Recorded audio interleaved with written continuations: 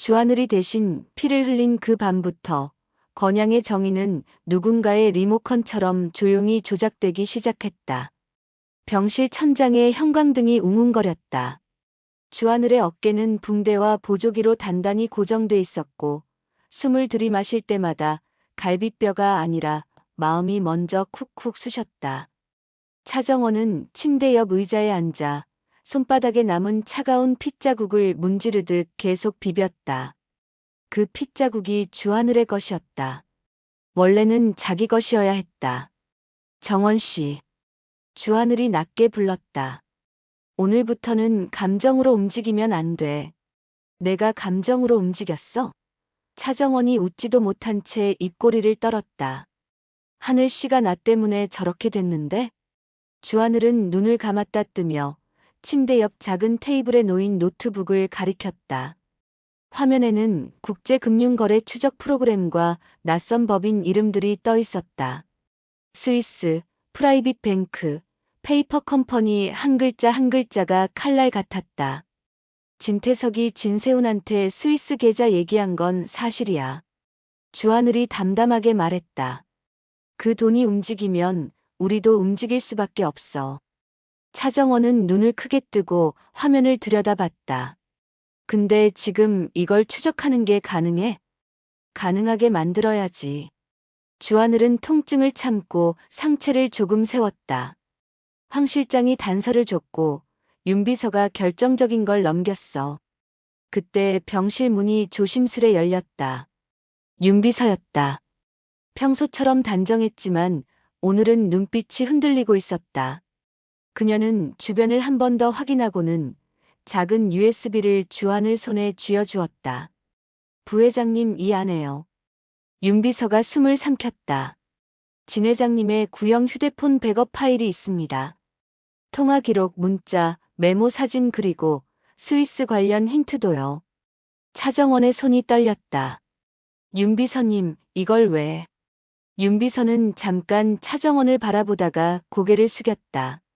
차정원 씨가 옥상에서 떨어졌을 때, 아니, 떨어지게 만들었을 때 저는 그제야 알았어요. 침묵하는 게 공범이라는 걸. 주하늘은 USB를 꽉 쥐었다. 윤 비서님. 오늘부터는 우리 편이죠. 윤 비서의 눈가가 붉어졌다. 편 같은 건 모르겠어요. 다만 25년 동안 제가 본 진태석은 돈으로 사람의 목숨을 계산하던 사람이었습니다. 그 계산서에서 빠져나가고 싶었습니다. 윤 비서가 나간 뒤 주하늘은 바로 파일을 열었다. 스크린에 HELVIA 프라이빗 뱅크라는 이름이 떠오르는 순간 공기가 바뀌었다. 단순한 소문이 아니라 지도를 손에 쥔 느낌이었다. 찾았다. 주하늘이 낮게 중얼거렸다. 차정원은 입술을 깨물었다. 이게 진태석을 끝낼 열쇠야. 열쇠이기도 하고 폭탄이기도 하지. 주하늘은 화면을 넘겼다. 거기엔 짧은 메모 사진이 있었다. 계좌 접근 비밀번호의 힌트처럼 보이는 문장과 날짜가 적혀 있었다. D-2 48시간 내 정리. 차정원이 숨을 멈췄다. 48시간? 주하늘은 고개를 끄덕였다. 진태석이 감 잡았다는 뜻이야. 누가 추적하는지 계좌가 위험하다는 걸. 그는 차정원을 바라보며 말했다. 돈이 움직이면 사람도 같이 움직여. 우릴 막으려면 또 사고를 만들겠지. 그 말이 끝나기도 전에 주하늘의 휴대폰이 울렸다. 황 실장이라는 이름이 화면에 떴다. 부회장님. 황 실장의 목소리는 바람 소리처럼 낮았다. 회장님이 아니 진태석이 움직입니다. 어디로? 공난숙 회장 쪽입니다. 황 실장이 짧게 숨을 내쉬었다. 진태석이 공난숙 회장에게 거래를 제안했습니다. 차정원의 눈빛이 얼어붙었다. 거래? 주하늘의 턱이 굳어졌다. 똑같은 거래겠지. 차정원을 없애면 모든 걸 주겠다. 그걸 이번엔 공난숙에게. 차정원은 자리에서 벌떡 일어났다. 공난숙은 날 미워해. 아니 이용하려 들어. 그런 사람이 그 제안을 받아들이면 주하늘은 손을 뻗어 차정원의 손목을 붙잡았다. 정원 씨, 지금 우리가 해야 할 건 공난숙의 마음을 설득하는 게 아니야. 그럼 뭐야? 주하늘은 노트북을 돌려 보여줬다. 48시간 안에 계좌를 동결시키고 국내 수사 라인을 동시에 묶어야 해. 그런데 진태석은 검찰이든 금융이든 아직 손이 닿아 있어. 누군가 관리자처럼 버튼을 누르면 동결 절차는 미뤄질 수 있어. 차정원은 순간 이해했다. 진태석은 단지 나쁜 사람이 아니라 정의의 시스템을 조작하는 사람이었다. 그래서 이 싸움은 증거만으로 끝나지 않는다. 누가 먼저 정의의 리모컨을 쥐느냐의 싸움이었다. 그때 또 다른 전화가 걸려왔다. 이번엔 낯선 번호였다. 주하늘이 받자 낮고 웃음기 없는 남자 목소리가 들렸다. 주하늘 부회장님. 목소리는 분명히 진태석이었다. 어깨는 괜찮나? 내가 보기엔 내가 대신 맞아도 참 성가시더군. 차정원이 핸드폰을 노려봤다. 주하늘은 표정 하나 바꾸지 않았다. 무슨 용건입니까? 진태석은 천천히 말했다. 48시간. 그 안에 너희가 무슨 짓을 하든 계좌는 비워진다. 그리고 차정원의 심장이 쿵 내려앉았다. 내가 그 애를 내 딸이라고 부르든 남의 딸이라고 부르든 상관없다. 진태석의 목소리가 미세하게 웃었다. 피는 안 바뀐다. 너희가 원하는 정의가 뭔지 모르겠지만 난 아직 끝나지 않았어. 전화가 끊겼다. 병실 안은 갑자기 너무 조용해졌다. 차정원이 떨리는 목소리로 말했다. 방금 내 딸이라고. 주하늘은 눈을 감았다. 그 말이 칼처럼 꽂혔다. 차정원에게는 여전히 가장 잔인한 단어였다. 그때 주하늘의 메시지 알림이 연속으로 떴다. 긴급 금융당국 협조 요청 반려 가능성. 속보 건양그룹 내부 비상 이사회 소집. 익명 제보 주하늘 마이너스 차정원 차량 사고 영상 유출 예정. 주하늘은 화면을 바라보며 낮게 말했다. 정원 씨 진태석이 우리를 범죄자로 만들 준비를 하고 있어. 차정원은 이를 악물었다. 그럼 우리도 더 큰 증거를 터뜨리면 돼. 주하늘은 고개를 끄덕였다. 그래. 48시간 안에. 그는 윤비서가 준 USB를 다시 꽉 쥐었다.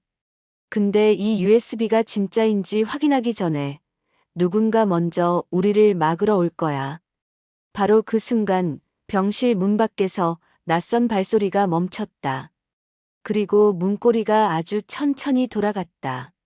문이 열리자 들어온 사람은 의외로 조미향이었다. 그녀는 헝클어진 머리도 두 손에 들린 커다란 종이 가방도 숨기지 않았다. 눈은 빨갰지만 입술은 단단히 다물고 있었다. 정원아. 조미향이 숨을 고르며 말했다. 하늘이도. 나 늦게 알았다. 차정원은 자리에서 일어났다. 조미향 씨. 조미향은 가방에서 작은 녹음기를 꺼냈다. 이거 예전에 내 아빠 차기범 씨가 남긴 거야. 내가 숨겨뒀어. 무서워서. 주하늘의 눈빛이 날카로워졌다. 차기범 씨가 녹음을요? 응. 조미향은 고개를 끄덕였다. 그날 계단 사고 나기 전날. 그 사람이 누군가랑 통화했어. 한혜라라는 이름도 나와. 차정원의 얼굴이 새하얘졌다. 한혜라? 그럼. 주하늘은 즉시 노트북을 열어 녹음 파일을 옮겼다. 잡음 속에서 남자의 숨소리, 그리고 분명히 들리는 대화가 튀어나왔다. 회장님, 그 돈은 건양의 돈입니다. 돈의 주인은 내가 정한다. 차기범. 그럼 제 딸만은 건드리지 마십시오. 딸? 내 딸이 누구지? 내가 생각하는 딸이 정말 내 딸일까? 차정원의 손에서 힘이 빠졌다. 의자가 삐걱거렸다. 주하늘이 재생을 멈췄다. 방 안이 숨막히게 조용해졌다. 정원 씨. 주하늘이 조심스럽게 말했다. 이 녹음 진태석이 오래전부터 혈연을 무기로 써왔다는 증거야. 차정원은 입술을 떨었다. 그럼 내 인생은 그 사람이 만든 퍼즐이었어? 조미향이 울먹이며 말했다. 정원아, 미안해. 나도 그때는 살기 바빴어. 진태석이 무서웠어. 근데 하늘이가 대신 다친 걸 보고 나도 더는 못 참겠더라. 주하늘은 고개를 끄덕였다. 이 녹음이 있으면 차기범 씨 사망 사건은 단순 사고가 아니게 돼. 그때 윤비서에게서 메시지가 도착했다. 주의 병원 CCTV 접근 차단됨. 외부 요청으로 권한 회수. 주하늘의 눈빛이 차갑게 식었다. 왔다. 뭐가? 차정원이 물었다. 관리자. 주하늘이 낮게 말했다. 진태석이 시스템에 손을 넣었어. 병원 CCTV도, 금융협조도, 여론도 버튼 하나로 바뀌는 세상. 차정원은 피가 거꾸로 솟는 느낌이었다. 그럼 우린 어떻게 싸워? 주하늘은 짧게 숨을 들이마셨다. 버튼을 뺏어야지. 그 시각, 더 크라운 캐피털 회장실. 공난숙은 창밖의 도시를 내려다보며 한 손으로 반지를 돌리고 있었다. 그녀 앞에는 진태석이 앉아 있었다. 구치소에 있어야 할 남자가 왜 여기 있느냐고 묻는 건 의미가 없었다. 공난숙은 오래전에 배웠다. 진태석은 법 밖에서 숨 쉬는 사람이라는 걸. 너 대체 어떻게 나왔어? 공난숙의 목소리는 낮았다. 진태석은 느릿하게 웃었다. 세상엔 문이 많아. 공난숙, 너도 알잖아. 돈으로 열리는 문. 공난숙의 눈이 가늘어졌다. 내가 널 살려줄 거라 생각해? 진태석은 손가락으로 테이블을 두드렸다. 살려달라는 게 아니야. 같이 이기자는 거지. 그는 종이 한 장을 밀어놓았다. 건양 회장 자리. 스위스 계좌 일부. 그리고 내가 원하는 지분. 공난숙은 그 종이를 바라보며 숨을 삼켰다. 그 종이 위엔 마치 계약서처럼 항목이 적혀 있었다. 그러나 마지막 줄이 공난숙의 심장을 찔렀다. 차정원 제거 시 발효. 공난숙의 손이 멈췄다. 또 그 아이냐? 그 애는 증거가 너무 많아. 진태석이 담담하게 말했다. 그리고 무엇보다 그 애가 살아있으면 너도 한 해라도 끝까지 불안해질 거야. 공난숙은 입술을 깨물었다. 순간 머릿속에 떠오른 건 차정원이 아니라 주하늘의 눈이었다. 그 남자는 말도 안 되는 방식으로 사람을 믿게 만드는 눈을 가지고 있었다. 너 왜 그렇게까지 차정원을 없애려고 해? 공난숙이 물었다. 진태석은 잠깐 침묵했다. 그리고 아주 낮게 말했다. 핏줄은 증거를 남기거든. 공난숙은 그 말의 의미를 이해하는 순간 등골이 차가워졌다. 차정원은 단순한 방해물이 아니라 진태석의 가장 치명적인 약점일 수도 있었다. 그 시각 한혜라는 건양 본사 비상 이사회 회의실에서 홀로 서 있었다.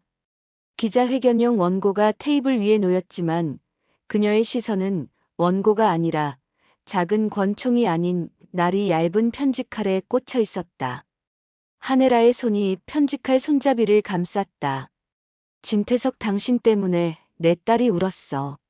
한혜라는 진세미의 얼굴을 떠올렸다. 구치소 유리창 너머로 울먹이던 딸. 당신은 우리를 가족이라고 부르면서도 가족을 제일 먼저 버렸지. 그때 전화가 울렸다. 발신자는 진태석. 한혜라는 받았다. 목소리는 차갑게 떨렸다. 너 지금 어디야? 진태석은 웃었다. 너무 늦기 전에 선택해. 한혜라. 내가 지키고 싶은 건 건양이냐, 내 자존심이냐. 난 널 죽이고 싶어. 한혜라가 이를 악물었다. 진태석의 웃음이 한층 깊어졌다. 그럼 죽여. 하지만 내가 죽으면 내가 숨기고 싶은 출생 기록도 같이 터질 텐데. 한혜라의 손이 굳었다. 뭐라고? 차정원. 그 애의 친부, 친모 세상은 그 진실을 좋아하거든. 진태석은 낮게 속삭였다. 그리고 진세우는 감옥에서 버티지 못할 거야. 내가 정리하지 않으면. 전화가 끊겼다. 한혜라는 숨을 몰아쉬었다. 진태석은 죽여야 한다. 그런데 진태석이 죽으면 차정원에게 쏟아질 폭풍을 누가 막나? 다시 병실. 주하늘은 황 실장과 통화 중이었다. 황 실장은 숨을 죽인 채 말했다. 부회장님, 48시간 안에 계좌 동결이 확정되지 않으면 돈은 페이퍼 컴퍼니를 통해 중동 쪽으로 빠질 겁니다. 그럼 끝입니다. 방법은? 주하늘이 물었다. 스위스 로펌 라인만으론 늦습니다. 국내에서 공조 요청이 빨리 내려가야 합니다. 그런데 황 실장의 목소리가 떨렸다. 검찰 쪽이 이상합니다. 누가 맡고 있어요? 주하늘은 이를 악물었다. 그 누가가 진태석이겠죠. 통화가 끝나자 차정원이 말했다. 그럼 우리도 언론에 터뜨리면 되잖아. 여론이 움직이면 검찰도 못 막아. 주하늘은 고개를 저었다. 지금 터뜨리면 진태석이 먼저 우리를 범죄자로 만들 거야. 사고 영상 유출, 조작된 증언, 비자금 갈취 프레임. 그 사람은 정의를 들고 싸우는 척하면서 정의를 더럽히는데 천재야. 차정원은 손을 꽉 쥐었다. 그럼 우리가 먼저 진태석의 버튼 자체를 끊어야 해. 주하늘은 조미양이 가져온 녹음기를 바라봤다. 그리고 윤비서 USB를. 그래. 그래서 우리가 필요한 건 두 개야. 하나, 스위스 계좌 동결을 확정지을 공조 문서. 둘, 차기범 씨 사건을 살인으로 돌릴 수 있는 결정적 트리거. 차정원은 숨을 삼켰다. 그 트리거 이 녹음이야? 주하늘은 고개를 끄덕였다. 그리고 마지막 퍼즐. 그는 노트북 화면을 열어 백업 파일 속 사진 하나를 확대했다. 흐릿하지만 분명한 문서였다. 출생신고서 사본.